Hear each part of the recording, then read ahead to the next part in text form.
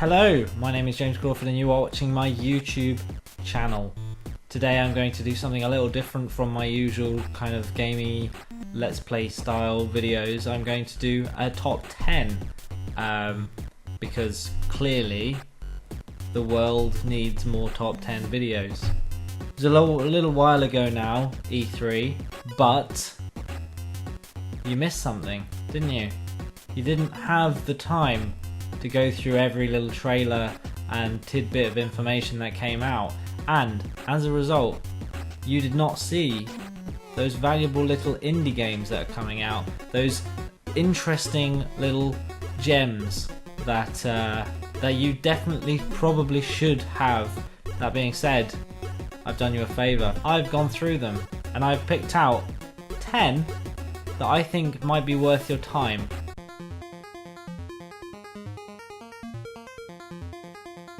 Starting off strong, we have Cuphead, which is a retro, vintage, aesthetically themed platforming game. It's already gotten pretty big. It's probably something you're more likely to have seen, if not during E3, then definitely post it. Kotaku and a lot of other online outlets have posted about it. It's really, really cool, and I guess the fact that it's got so popular is kind of proof that a good, strong visual aesthetic can really sell a concept a long way. Anyway, I'm looking forward to seeing what the actual gameplay of this one is like, because it could end up being beautiful but terrible. So I guess we'll see. Moving on.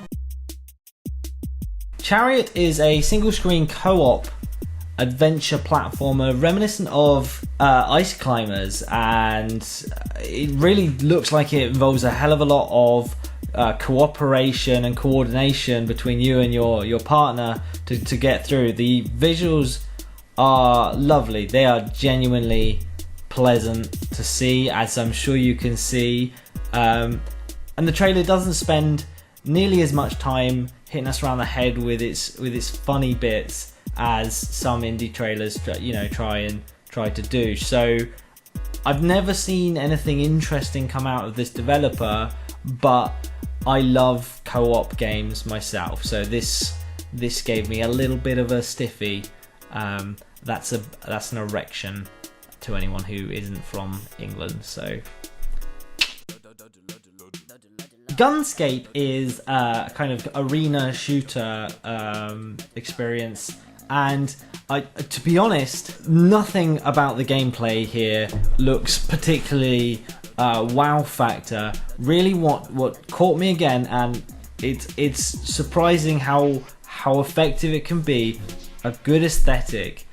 This game looks like a PlayStation 1 title in high resolution. It's got that unquantifiable PlayStation 1 texture to it, and it captures an element of nostalgia I didn't even realize there was. You quite often see pixel art and you see quite chunky polygon models, but not so much in that middle ground. And I guess this might be the start of a new wave of retro appealing to my generation, which has, grew up with the PlayStation 1 and the PlayStation 2 period, and so for that reason alone, this wins a spot in my video. I'll be fucked if I can even explain what's happening in the trailer to Everybody's Gone to the Rapture, but there's a spinning bike and then a field, and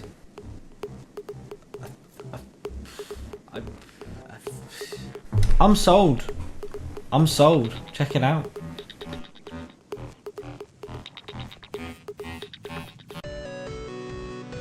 Source looks like a 3D exploration game, possibly some combat involved in there as well, with a really nice, clean aesthetic. You're flying around as this kind of chunky dragonfly type thing, and you don't see any like shooting or anything, but certainly at the end of the trailer there's a big old monstery thing that comes after you, and the environments look really quite broad, and what I've read about this game is that actually for such a small team it's really quite expansive and there's lots to explore, and hopefully that means that there'll be lots of interesting things to explore, but of course it might just be full of shit. So just worth keeping an eye on, I would say, and an iron, because it's late. About 4 months ago, a video was uploaded that detailed some really interesting looking mechanics in a game called Through. And at E3 this year they released a nice compact trailer which pretty much shows every reason why you should play this game. It is really exciting, and it's the only thing that has made me even remotely interested in Kinect, and trust me, that is one hell of a fucking achievement. So check it out.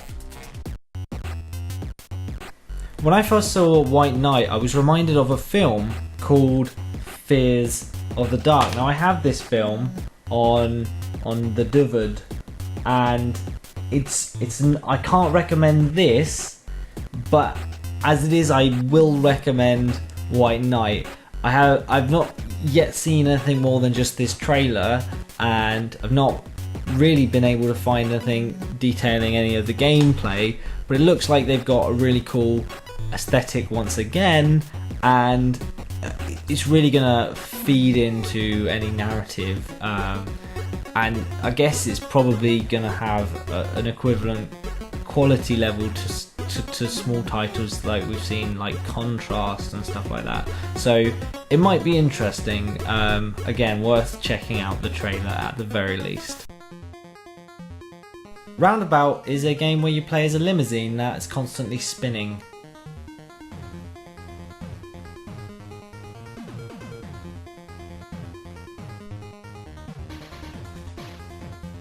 Looks like it's going to be playing for laughs and has gameplay possibly similar to Kururin, which was a fantastic GBA game.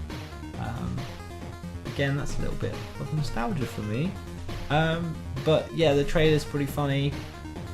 Click on it if you like lots of stupid things.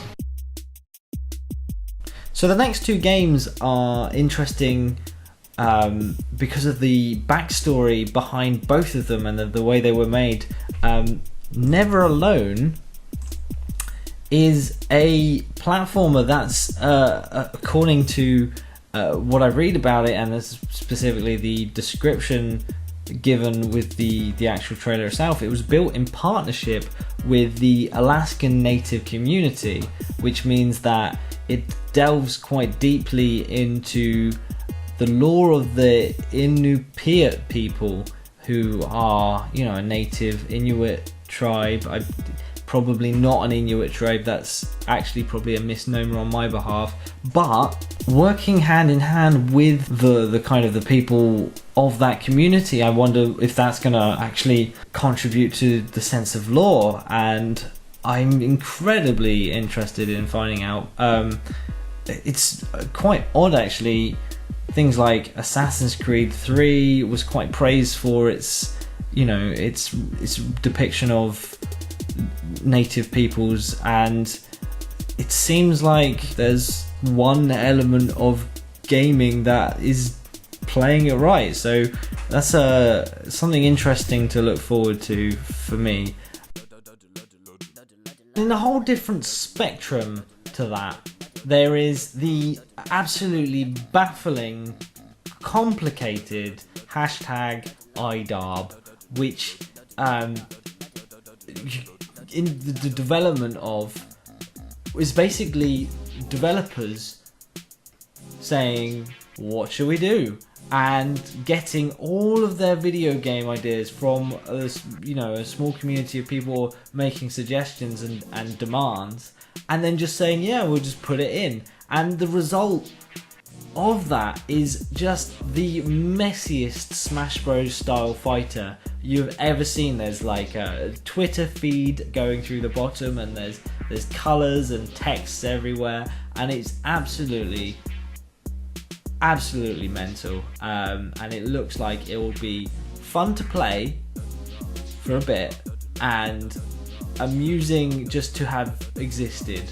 This flash of fun that will fade out the moment people realise that actually it's probably nicer when you have someone holding the reins and not just accepting what people ask for, especially when it means you don't have random Twitter scroll feed while you're playing a game.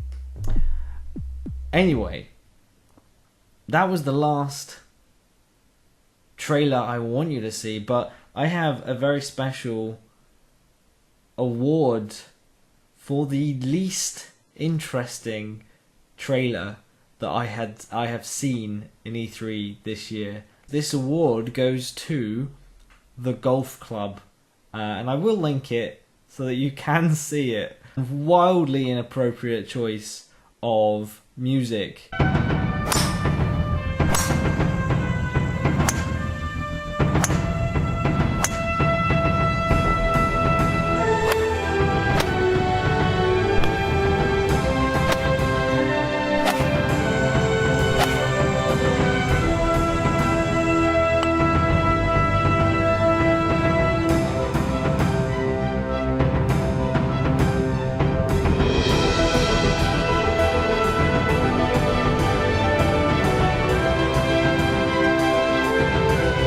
It is literally just